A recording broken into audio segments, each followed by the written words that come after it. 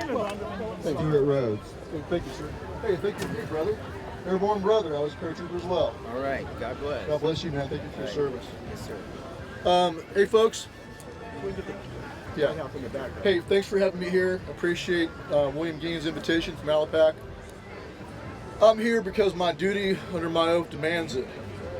And I supported President Trump in 2016, and I still count myself a Trump supporter.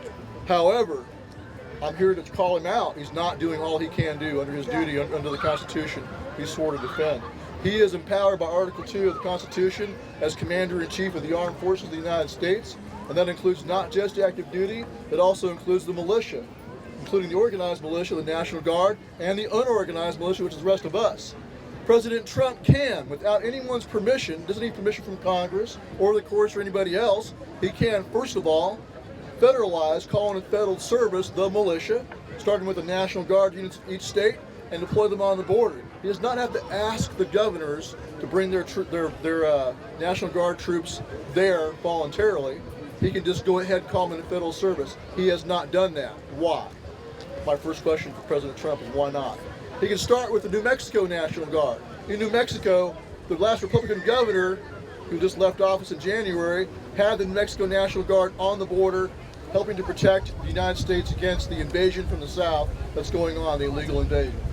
As soon as the Democrat was elected in January this year, brought into office, she pulled them off the border. President Trump could put them right back on the border by calling in federal service. So I'm working with Corey Griffin from Cowboys for Trump, who's an Otero County and Mexico County Commissioner, to do just that, to do a resolution to call on President Trump to deploy the troops of New Mexico, the National Guard, back on the border. That's the first thing we're going to do. But he could do the same thing with all the other units in all the other states. He has not done that yet. He could also call up us, the unorganized militia, call us into service as well. Everyone from the age of 17 to 45 is still considered the militia. And those of us who require service, like I served as a paratrooper, until age 65 because of our training. He could call us into duty right now, starting with us, those of us who are already trained, and put us on the border. He is not doing that. I think he should. He could also deploy the U.S. military, just like President Wilson did back in 1916 when Pancho Villa raided across the border into Columbus, New Mexico, and killed American citizens. Wilson deployed the military on the border and sent Pershing after Pancho Villa into Mexico with a punitive expedition. President Trump has the authority as Commander-in-Chief to defend this country right now by ordering the troops on the border. Why not have a wall of troops right now in between all the ports of entry to secure the border until he can build the wall? And he can also use the Army Corps of Engineers and other combat engineer units in the military to build the structures he needs, the wall and road structures right now. He does not need funding from Congress. He can use the DOD funds already appropriated to the military to defend this country. He is not doing that. Why not?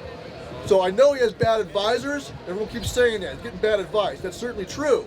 But this buck stops with him. If this were an episode of The Apprentice, and he had hired somebody who had said, I'm going to do this, this, and this if you hired me, and then 2 years in, they had not done what they said they were going to do under the authority they had in their job position, what would he say? He'd say, you're fired. Exactly. So we need to hold him to his responsibility under his oath to the Constitution to do what he can do.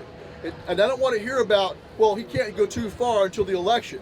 His oath was to support and defend the Constitution of the United States. That Constitution guarantees to each state a Republican form of government and also secures them in Article 4, Section 4 against invasion. He has a duty and responsibility to do that. It's not about his political, his campaign. His oath is not to support and defend the Constitution unless it might cost me the election. It's to support and defend the Constitution. We rode with Cowboys for Trump. We escorted them in from Arlington Cemetery. Before we went there, Jim and I stood outside Arlington Cemetery, looked at all those graves.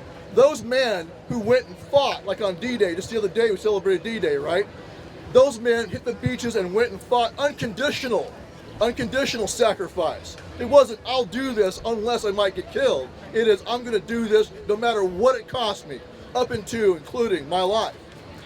That's what our president needs to understand. His oath is as serious as that. In fact, he is the commander-in-chief. Nobody else in this country can do what he can do right now. This window of opportunity, it belongs not just to us to do what we have to do, but also to him. If he fails in this window, it's on him. The buck stops with him. Nobody else is in his position. We elected him for this position. He ran for the job. We interviewed him. We decided he's the man. We hired him. He needs to do his job.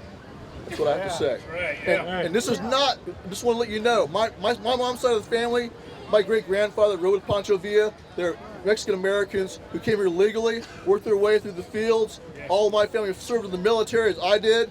This is not about race. This is about preserving our nation. There's no such thing as a nation on this earth that doesn't have a border that's enforced. All the other nations on the earth enforce their borders. Why shouldn't we? That's right. And we understand that it's a part of the agenda of the radical left that's taken over the Democratic Party to flood us with people that they believe will vote their way and solidify an illegitimate lock on political power. And Ann Coulter is correct that unless we stop it now, there will be no more constitutionalists, no more conservatives in the White House ever again.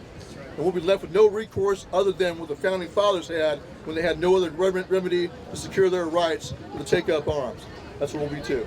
All right, God bless. Thank you very much. Stewart. Amen. All right. Woo! Stewart. Thank you very much.